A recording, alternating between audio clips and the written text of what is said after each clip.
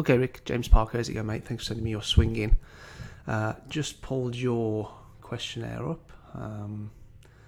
Been going through your golf swing for a few minutes, and yeah, it's making sense now after we've gone back and forth over a few emails. It's making sense. The questions that you answered in your questionnaire. So that the issue is we're fading it, we're slicing it, and we're hitting it off center as well towards the toe. Okay, so that's our shot pattern, right? So if we were going to diagnose that, then your fade is coming from your out to in swing path, right? If you look at where the club is going through impact, you can see, and I'll do this in a green line, your club is going that way across the ball. You can see how when you hit it, how much the face is opening as well, right, from your off-centre hit. If you hit it out the centre, the club doesn't do that, right? You hit it at the sweet spot, the club doesn't do that. So that's going to affect your distance as well, right? So all the things in your that you've answered on your questionnaire start to make sense, right? You suffer with your distance because number one, you're coming across it and you're fading it out to in, and just the physics and the spin loft, what happens to the ball when you start attacking it slightly from the inside as opposed to from the outside, affects the spin, the dynamic loft, all that sort of stuff. So you're going to hit it further by attacking it more from the inside, right? So that's why you're fading it, and that's why you're struggling with a bit of distance. And the off-centre hit, the off-centre hits, number one, is going to be your path, right? If we can get that club head coming down closer to the bottom red line, you can see your hands and the club head are way above the top red line. The top red line just is your what we call your elbow plane. That's the red line going through your elbow. The bottom line is the shaft plane. And then as you come down, you can see how that club head's nowhere near the bottom red line, right? So the first one that is going to help you hit it out the middle is by attacking it more from the inside, right? Then we're going to work on that. We're going to talk about that in a second. The other one is going to be, as we get up to the top, you're lifting your arms up, right? So you can see how much you're lifting your arms up there. That right elbow definitely isn't, your upper right arm here, right? Your upper arm isn't connected to your torso, right? And you're lifting your arms up because of your lack of turn, right? And your lack of turn, you're lifting your arms up because of your lack of turn, and that gets the club and your hands very much above the plane, right? So with some better turn and moving your hands more inward, we'll get the club more on plane. We'll be able to come down and hit the ball more from the inside, right? But because you're not turning very much, as you get up to the top, you then start lifting your arms up. And as you're lifting your arms up off your chest, you're also bending your arms as well, right? So you can see that as you get up to the top, this left arm's very bent. Right, so then we're struggling with our structure. You're going to have a tendency of your elbows coming apart as you come down into impact, and then as your elbows are coming apart, that's going to affect your wrist angles, right? So all these things as well could very easily contribute to your off-center hits, but I would firstly, let's correct the big thing, which would be your turns, right, and your hand path, and get you hitting the ball more from the inside. And normally 9 times out of 10, that's going to affect how you strike the ball as well. You're going to see more shots hit in the centre of the golf club. All right. So what are we going to do? How are we going to change those things, right? What are we going to decide to do? Well, the first thing I would do is I wouldn't have, and again I'll do this with a green line, I wouldn't have your shoulders and your hips so open at the start, right? You can see there how, you know, your shoulders and hips are pointing off to the left. If we zoom in here a little bit, we can see a little bit of your left arm underneath your right arm, right? We don't want that. We want to see a little bit of your left arm above your right arm, right? So we need to get your to start with, mate, we need to get your shoulders and hips square, right? So for that one, it would just be a stick along the ground and try and get your shoulders and your hips level with that.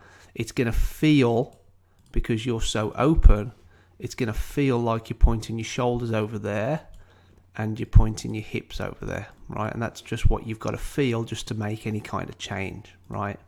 And then from that position, then what you're going to be able to do is move your hands more inward, right?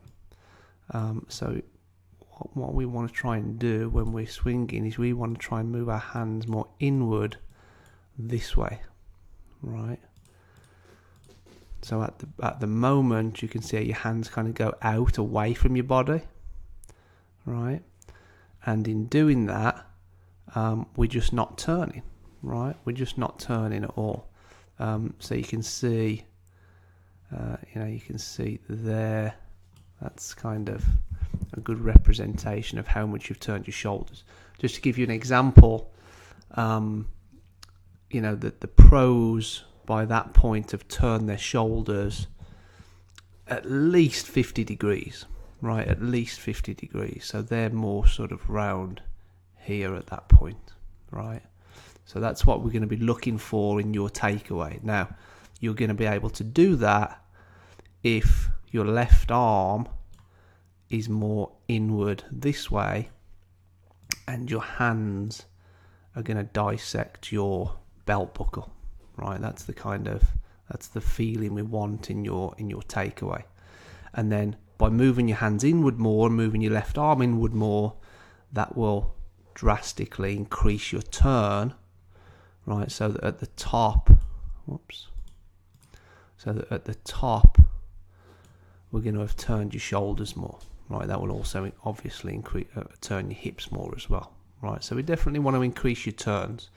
And by moving your hands inward more, we don't want to get that will obviously increase your turns. We don't want to feel as though our arms are still bending, right? What we want to feel at the top is that you're pushing your hands away from your chest, right? And that'll keep some nice structure in your arms, right? Your left arm will be bent, your left arm will be straight, and your right arm will just fold nicely, okay? So that's what we want to do to increase your turns. And then as we get up to the top, what we're looking for at the top is our left arm to kind of match our shoulder plane, right? So you do a good job of tilting, your left shoulder moving down nicely. I like all that, right? Your right leg straightening a little bit, your left leg's flexing a little bit, right? But what we want is our hand, the patterns that we see are the pros are going to have their hands about 3 or 4 inches behind their right shoulder, right? You can see your hands are actually the other side of your right shoulder. So from there, you're obviously going to come down a little bit over the top, right? You can see your hands and the club head are both over the top of that red line. So if we pull up a model, and this is just a model to illustrate what we want to do, right? This is a guy named Charlie Wee, right? But if we stop you, let's get rid of these lines.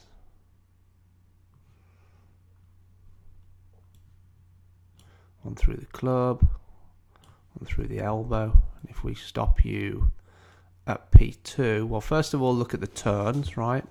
You can see how his hips and his shoulders are both kind of matching his toe line, right? There's your toe line, but your shoulders and your hips are kind of off to the left, right? And then if we take you to P2, you can see your hands come off the bottom red line and actually get on the top red line, right? So then your left arm is out this way. You watch him when he takes it away. You watch how the hands stay on the bottom red line, and when he gets to P2, his left arm is inward a bit more. You see that? And look how much more of his chest, I mean, if we just get rid of these lines, look how much more of his chest we can see. Right, we can hardly see any of your chest, right? But I want you to make sure you understand that the hands have moved inward, right? And then as we get up to the top, draw these lines again just for illustration purposes, just to help you out.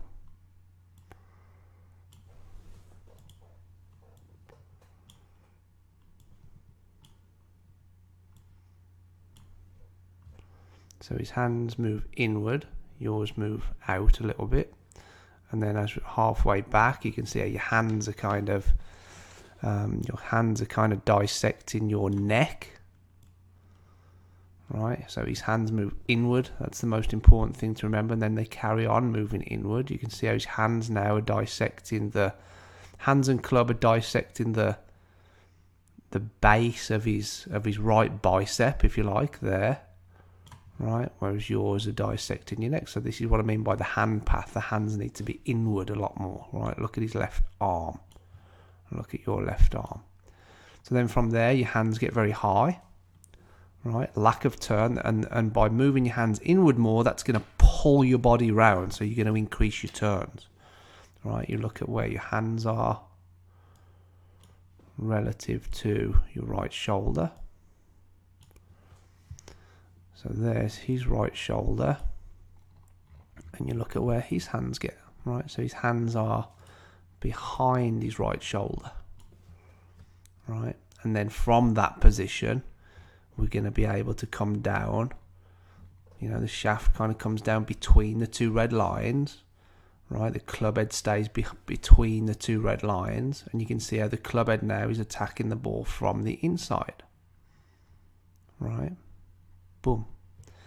From your position at the top, you're coming down 2 over the top, right? You can see how down into P6 here, how the club head is outside your hands, whereas at P6 here, his club head is still behind his hands, look.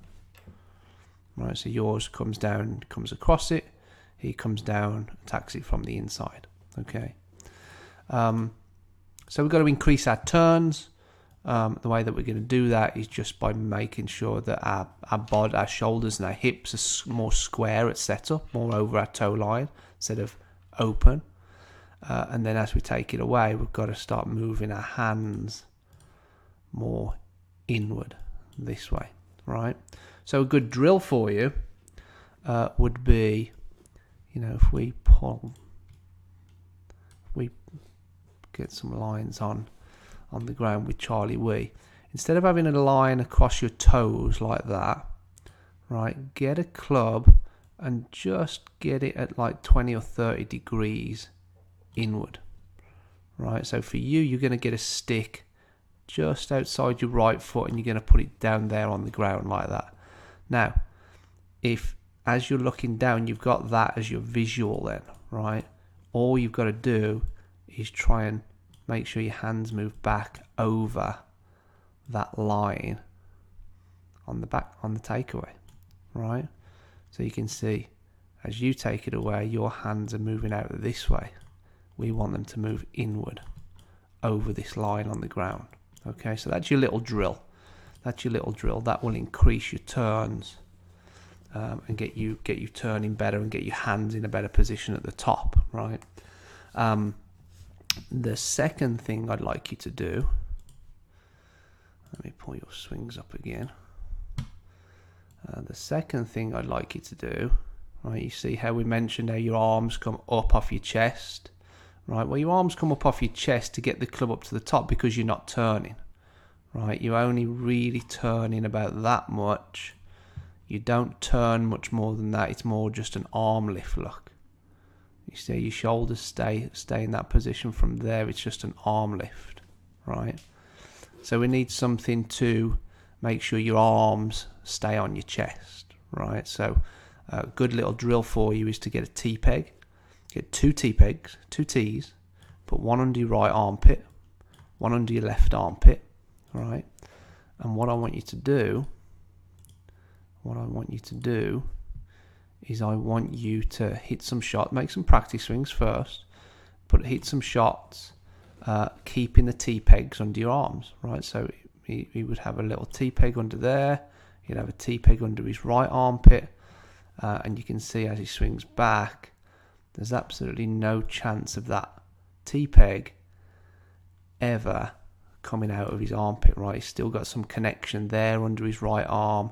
He's still got some connection there under his left arm, right? And the same with the finish as well, right? You can see how he's still got a bit of connection under his left arm. He's still got some connection under his right arm, right? So that's a good way of going out and playing the game. Go and play a quick 9 holes.